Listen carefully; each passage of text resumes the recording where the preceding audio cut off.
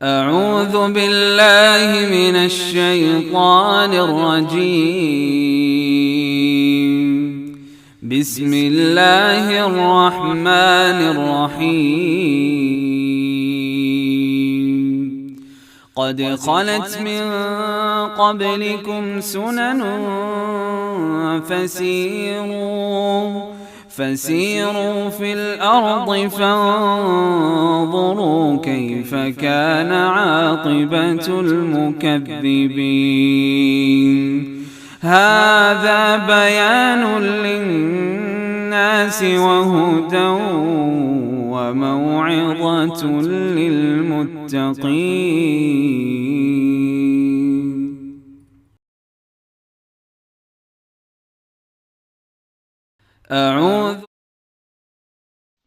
السلام علیکم ورحمۃ اللہ وبرکاتہ. نحمدہ ونصلی علی رسولہ الکریم. اما بعد فاعوذ باللہ من الشیطان الرجیم. پارہ نمبر 10. سورت کے شروع میں سوال کیا گیا کہ مال غنیمت جو حاصل ہوا اس کا کیا کیا جائے. یہاں اس کی بانٹ بتاتے بتاتے غزوہ بدر سے حاصل ہونے والے بہت سارے سبق ہمارے سامنے رکھے گئے، جس میں پہلی بات یہ ہے کہ مال جو کمائے ضروری نہیں کہ سارا مال اسی کا ہو. فلاحی ریاست میں کوئی ٹیکسز تو نہیں ہوتے، لیکن حکومت دوسروں کی فلاح و بہبود کے لیے وہ مال استعمال کرے گی جو اجتماعی کوششوں سے حاصل ہوگا. بعض دفعہ انسان آسانیوں سے حاصل ہونے والی چیز مانگتا ہے، لیکن اصل میں فائدہ مشکل سے حاصل ہونے والی چیز میں ہوتا ہے. پھر ایک اور بات پتہ چلتی ہے کہ دلیل کا بہت وزن ہے. انسان زندگی میں جو بھی کام کرے اس کو دلیل کے ساتھ کرے. پھر ایک اور سبق اس سے یہ ملتا ہے کہ ہیڈ کاؤنٹ نہیں رکھنا چاہیے کہ کون کتنے لوگ، اس کے ساتھ کتنے، اس کو کس نے سنا. یہ دعا کیجئے کہ حق ہو. میدان بدر میں جو اللہ کی نصرت تھی اس کی وجہ حق تھا، نہ کہ صحابہ کرام کی تعداد یا پھر ان کا بہت زیادہ تیاریوں کے ساتھ ہونا.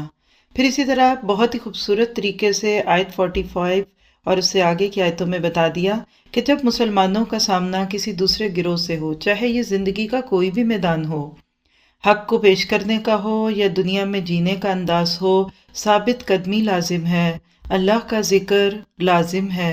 اطیع اللہ اور اطیع الرسول جب زندگیوں میں آئے گی تو اللہ کی مدد ہوگی.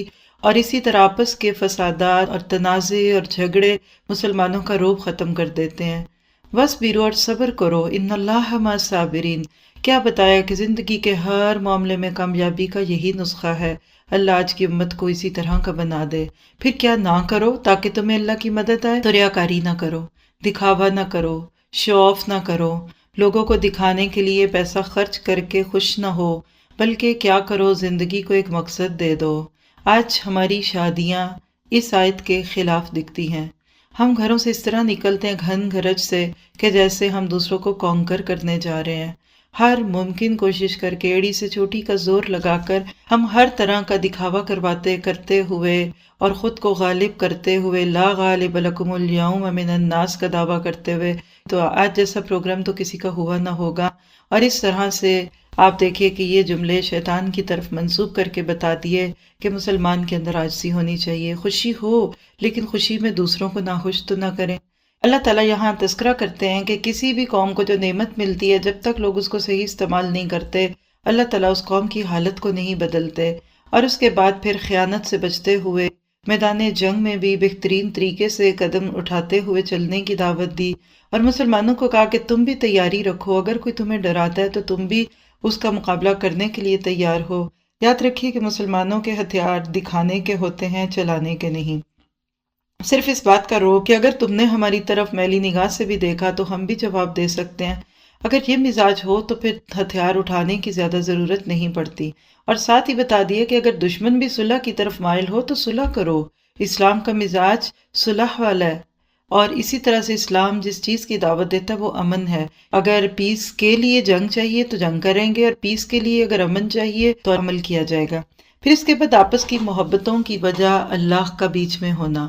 الف بین قلوبہم کہہ کر اللہ تعالیٰ نے آیت 63 میں بتا دیا کہ جب تک مسلمانوں کی محبتوں کا مرکز و محور اللہ کی ذات ہوتا ہے تو آپس میں دل جڑے رہتے ہیں. اور آج بھی دیکھیے جب سے اللہ اور اس کے رسول کے بیچ میں کئی اور شخصیات اور کئی اور چیزیں آ گئیں تو مسلمان فرقوں میں بٹ گئے، ٹکڑوں میں بٹ گئے. اگلی آیتوں کا ٹاپک کیا ہے؟ ایک مسلمان کا وزن اس کی ایمان کے مطابق ہوتا ہے. پہلے دور میں ایمان مضبوط تھا تو ایک مسلمان 10 کافروں کے مقابلے پہ تھا، اور آج ایک سے اگر 2 بھی آ جائے تو بھی ٹھیک ہے۔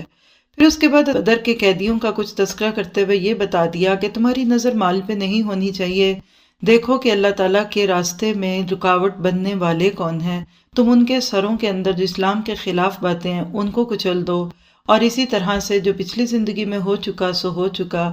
اور آیت 72 میں بڑے پیار سے ایمان کے بعد ہجرت اور جہاد، چاہے مالوں سے کیا جائے یا جانوں سے کیا جائے، چاہے کسی کو گھر دے کر کیا جائے یا اللہ کے لیے گھر کو چھوڑا جائے، اللہ ایسے لوگوں کو ایک دوسرے کے دوست کہتا ہے۔ اور اس کے برعکس دوسرے لوگ جو تھامنے والے، کہہ لیجئے کہ یہ آیت مہاجرین اور انصار کے لیے بہت بڑی خوشخبری تھی کہ اللہ نے ان دونوں کی نیکیوں کو قبول کر لیا۔ کچھ لوگ نیکیوں میں پیچھے رہتے ہیں، کوئی بات نہیں، ان کو بھی ساتھ لے لو، چلتے جاؤ اس دنیا کی پلسرات سے گزر جاؤ تاکہ کل سب مل کے اللہ کی رضا کے ساتھ جنت میں پہنچ سکو۔ سورۃ انفال بڑے پیارے ٹاپک پہ ختم ہوتی ہے کہ یا مہاجر بنو یا انصار بنو، یا تو دین کے لیے قربانیاں دو یا پھر قربانیاں کر کے آنے والوں کو پکڑ لو۔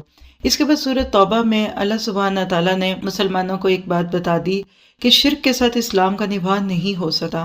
وہ لوگ جن کو 13 سال مکی دور کے، پھر 8 سال فتح مکہ تک مہلت دی گئی، لیکن اگلے ہی سال سن 9 ہجری میں جب کہ اسلام واقعی مکہ تک پہنچ چکا تھا تو اب اعلان کر دیا گیا کہ اس سال کے بعد اب جو بھی کوئی یہاں حج کے لیے آئے گا ان کو اسلام کے طریقے کے مطابق عبادت کرنی ہوگی۔ یہ بھی دیکھیے اسلام کا مزاج ٹالرنس کا، برداشت کرو۔ کون 21 سال برداشت کرتا ہے؟ دشمنوں کو مزاج میں تحمل ہو تو بات آسان ہو جاتی ہے۔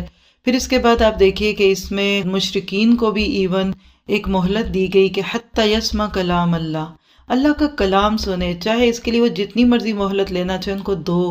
حقیقت یہ کہ اللہ کے اس کلام کی یہ خوبی ہے کہ جب اس کو کوئی ٹھنڈے دل سے، ہر تعصب سے پاک ہو کر، پچھلی معلومات سے اپنے آپ کو مبرہ کر کے سنتا ہے، اللہ تعالیٰ دل کھول دیتا ہے، اور جس نے بھی سنا اس کا دل کھل گیا۔ صرف انہی لوگوں کو ہدایت نصیب نہ ہوئی جنہوں نے تعصبات میں پڑھ کر اور باپ دادا کے طریقوں کو نہ چھوڑنے کی قسم کھا رکھی تھی۔ اس کے بعد ایک اور چیز اللہ تعالیٰ نے اگلی آیات میں بتا دی کہ وہ لوگ جو تمہاری اس دعوت پر مسلمان ہو جائیں اب ان کو پچھلی زندگی کے پھر تانے نہ دو اور اچھے طریقے سے ایک دوسرے کے ساتھ رہو۔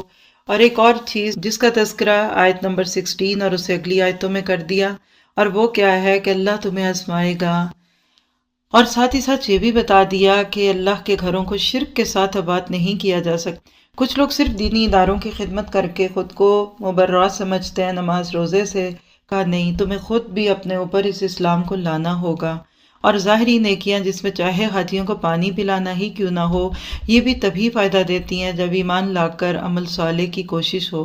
غلط عقیدے کے ساتھ بڑی بڑی نیکیاں ضائع ہو جائیں گی، اور ٹھیک عقیدے کے ساتھ چھوٹی چھوٹی نیکیاں بھی انشاءاللہ کام دیں گی۔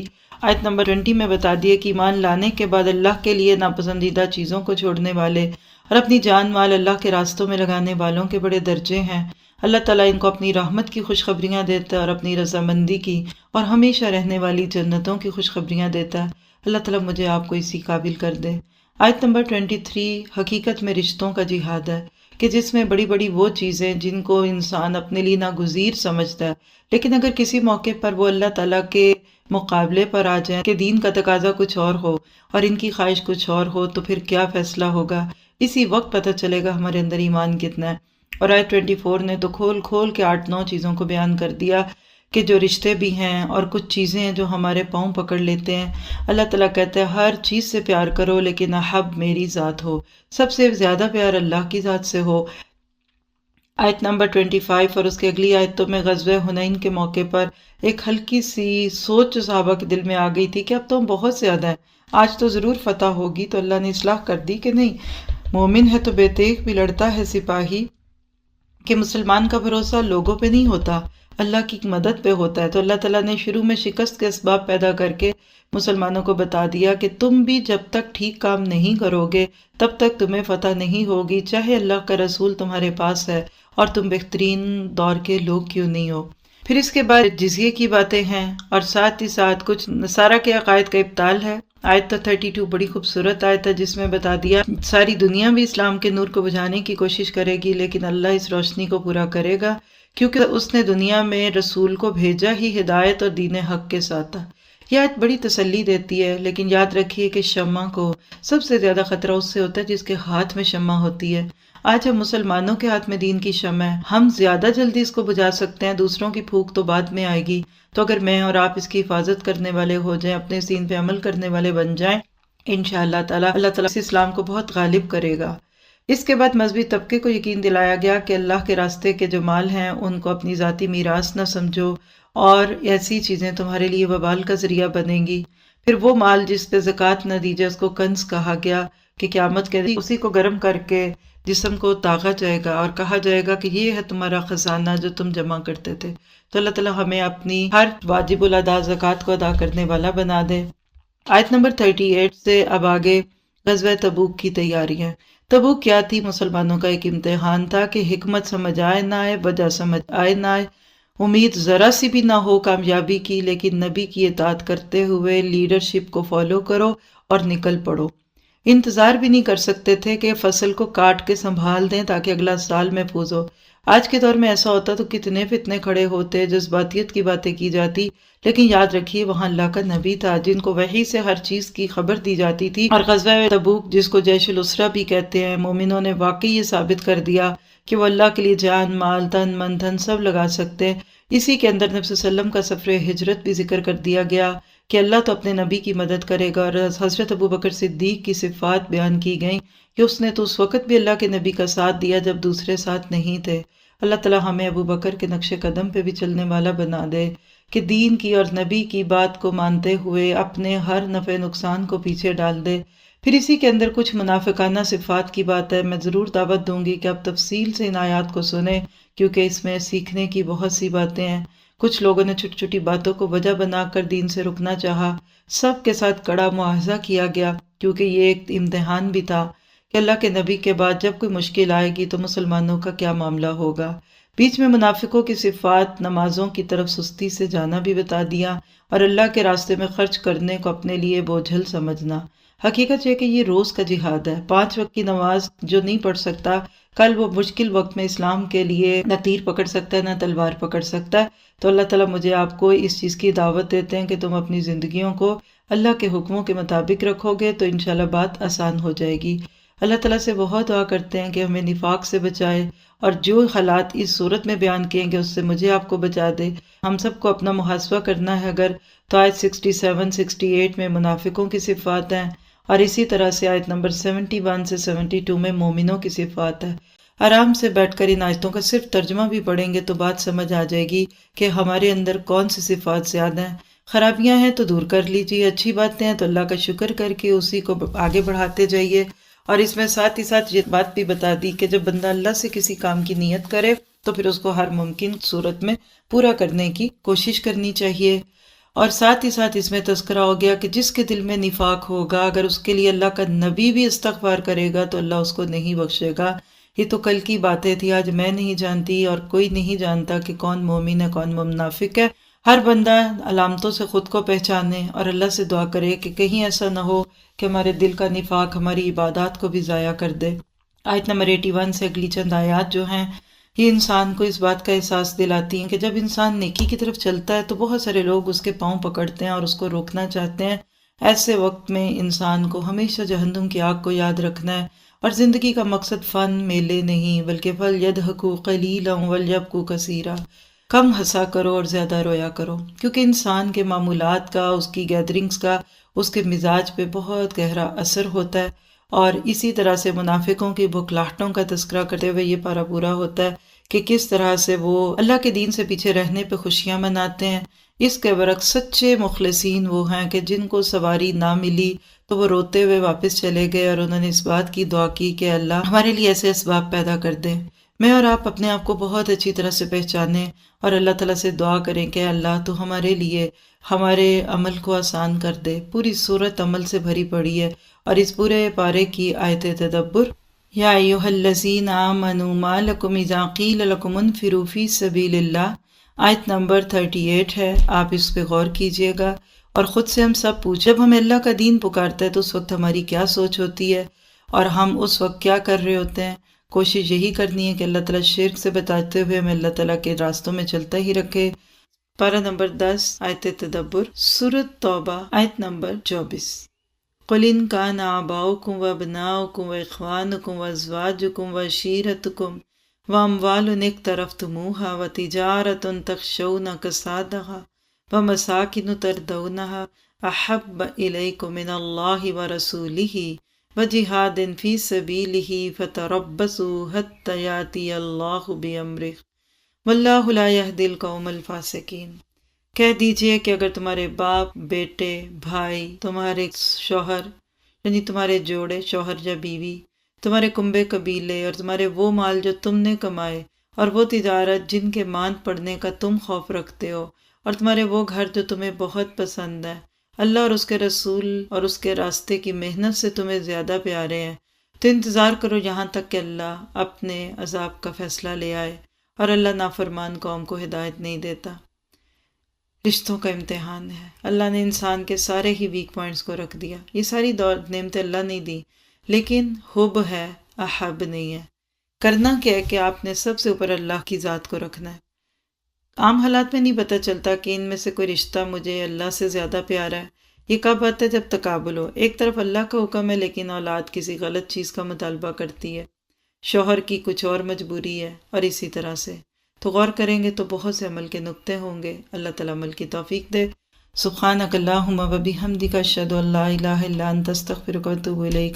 السلام علیکم ورحمۃ اللہ وبرکاتہ۔ اعوذ باللہ من الشیطان الرجیم، بسم اللہ الرحمن الرحیم۔ قد خلت من قبلكم سنن فسيروا في الأرض